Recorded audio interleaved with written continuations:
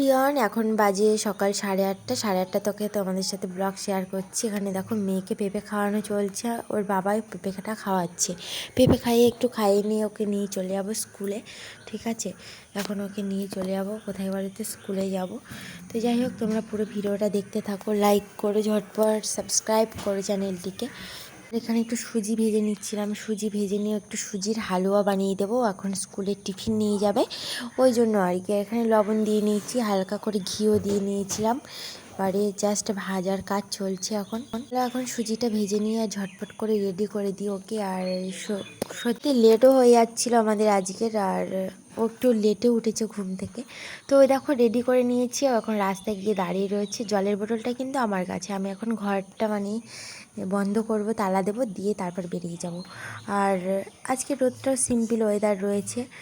এই পাশে দেখো অপরাজিতা গাছের ফুলগুলো কত সুন্দর ফুটেছে না, নতুন গাছ কিন্তু কিছুদিন আগেই হয়েছে, আবার সাথে সাথেই আমাদের ফুল দিচ্ছে বাবা মহাদেবকে পুজো দেওয়ার জন্য, কত ভালো। তো বাজার থেকে কিনতেই হয় না, এটাই একটা সুবিধা। বাড়িতে 2-3টে গাছ হয়ে গেছে। তো চলো, আমার চাবি দেওয়া রেডি, আর ঘরের মধ্যে সব জিনিসপত্র ছড়ানো, এসে মাত্র সব কিছু পরিষ্কার করতে হবে। আর ও দেখো আমার সাথে হেঁটে হেঁটে গল্প করতে করতে চলেই যাচ্ছিলো, কোনো রকম কান্না করে না এখন আর। কারণ প্রথম কয়েকটা দিন খুব কান্নাকাটি করতো, আর ভয়ও পেত। আর মেঘটাও হয়ে রয়েছে, আর এই যে পাশেই স্কুল, আমাদের বাড়ির পাশেই, 1 মিনিট বাদেই। তো এখন স্কুলের কাছে চলে এসেছি, এবার ওকে স্কুলে দিয়ে দিই, তারপর আমি বাড়ি ফিরবো। তো এখন বাজে 12:30, দেখতে পাচ্ছ ফিরেছি। বাড়ি ফিরেই মাত্র দেখতে পাচ্ছ মেঘলা মেঘলা ওয়েদার, আর তারই মধ্যে আখের রস দাদাকে ডেকেছিলাম, ওখানেই পাশে একটা বাড়িতে আখের রস বিক্রি করতে এসেছিলো, তো ওখান থেকে আমিও নিয়ে নেব। তো এখন চারিদিকে বাগানটা কিন্তু বেশ ভালোই লাগছে, অনেক কিছু পরিষ্কার করেছি, বাগানের ঘাস এসবগুলো। তো এই দেখো আখের রস আমাদের জন্য চলছে, বললাম 3 গ্লাস আখের রস নেবো, আর নিয়েই রেখে দেবো ওদের জন্য, আর আমারটা আমি খেয়ে নিয়ে নেবো আমাদের জন্য 3 গ্লাস আখের রস। ওর জন্য দাদাকে বলেছিলাম, তো বাড়ির পাশে এসে আমাদের এখন আখের রস আখ পেশাই করে রসটা দিয়ে যাবে। তো টিফিন বাটিটাও নিয়ে আর আমি দাঁড়িয়ে রয়েছি রাস্তার মাঝখানে। এ দেখো হাতেই টিফিন বাটি, আর টিফিন বাটিতে 3 গ্লাস আখের রস নেবো বলেই দাঁড়িয়েছিলাম। তো কতটা লেট হবে সত্যি জানি না। এখন রসটা নিয়ে নিই, তারপর তোমাদের সাথে কথা হবে। আর এখানে অনেকটা লেটও হচ্ছিল, যেহেতু হাতে চালানো মেশিন, যেগুলো ইলেকট্রিকে চলে, সেগুলো কিন্তু 1 মিনিটও টাইম লাগে না। তো ওই জন্য আর কি। তো চলো এখন নিয়ে নিই, আমাদের রেডি হয়ে গেছে আখের রস। দেখো আমাদের এখন দিয়ে দিচ্ছিল মেপে, 3 গ্লাস মেপে দিয়ে দিচ্ছে বাটিতে। আর আখের রসগুলোর কালারটা দেখেছো, একদম টাটকা আখের রস, পুরো হালকা সবুজ সবুজ। তো বাড়ি নিয়ে এসেছি, এবার আমি জাস্ট আমার মতো 1 গ্লাস খেয়ে নেব, আর ওদের দুজনের জন্য আমি রেখে দেবো। ওরা কখন আসবে, তার সেই 12টা নাগাদ 11টা নাগাদ এসে তারপরে খাবে। তো চলো, এখন 2টো গ্লাস নিয়ে নিয়েছি, বড় গ্লাসটাতে ওদের দুজনের জন্য থাকবে, আর ছোটো গ্লাসটার 1 গ্লাস আমি এখন খাবো। তো খেয়ে নিয়ে তোমাদের সাথে কথা বলি।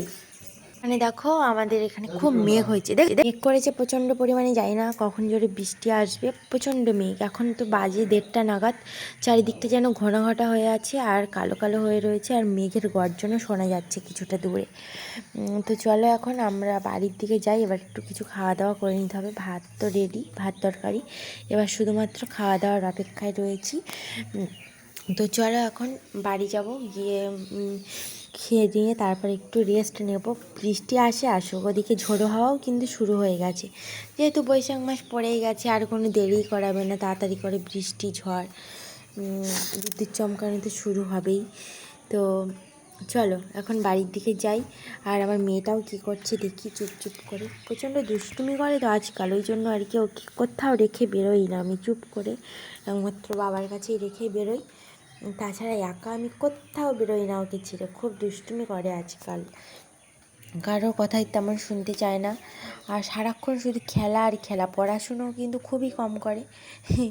যাই হোক, বিকেলবেলা এখন চলে যাচ্ছি আমরা শাক তুলতে মাঠে, আর আমি যাচ্ছি আমার বান্ধবীর সাথে। আমার বান্ধবী হচ্ছে আমার স্কুল বান্ধবী, এইচএস দিয়েছিলাম যে স্কুলটাতে, সেই স্কুলের বান্ধবী। আমি মাধ্যমিক দিয়েছি একটা স্কুলে, আর এইচএস দিয়েছি আরেকটা স্কুলে। তো চলো দুজন মিলেই যাচ্ছি। তো এখানে মাঠে অনেক মাটি পড়া শাক হয়েছিল, আমি আরও দুজনে মিলেই তুলছিলাম। পড়া শাক তুলতে এসেছি, আর এখানে কিন্তু খুবই কম আর কচি কচি শাক, আর এই শাকগুলো কে কে চেনো আর কে কে খাও অবশ্যই কিন্তু কমেন্ট বক্সে জানিও। তো এইটুকু রিকোয়েস্ট থাকলো তোমাদের কাছে, আমি এখন পটাপট শাকগুলো তুলে নিই। তো চলো, টাটা। তোমরা দেখতে থাকো পুরো ব্লগটা। আর বাড়ি ফিরে তো রান্না বান্না করতেই হবে, তবে শাকটা কিন্তু আমি রাতে রান্না করবো না, আমি কিন্তু কালই রান্না করি, মানে সকাল সকাল বা দুপুরে তখনই রান্না হয়। শাক আমরা এমনিতেই রাতে খুব কম খাই। তো বসেই ছিলাম চুপ করে, আর বসে বসে শাকই তুলছিলাম মাঠের মাঝখানে।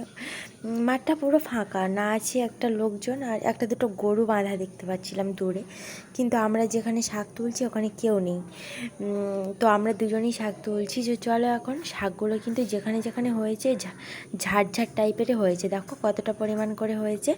তো চলো শাকগুলো তুলে নিয়ে তবেই বাড়ি যাব। আর কেমন হয়েছে আমার ভিডিওটা আজকে লাইক করো। আমার ডেলি ব্লগে তোমাদের অনেক অনেক স্বাগত জানাচ্ছি।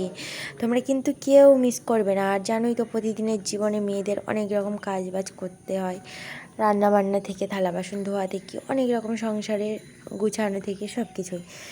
তো এখন আমরা দূরে দেখো আমার বান্ধবী ওখানে তুলছে শাক, আর আমি এখানে বাইরে বসে রয়েছি। তো চলো টাটা, দেখা হচ্ছে আবারও নেক্সট ভিডিওতে।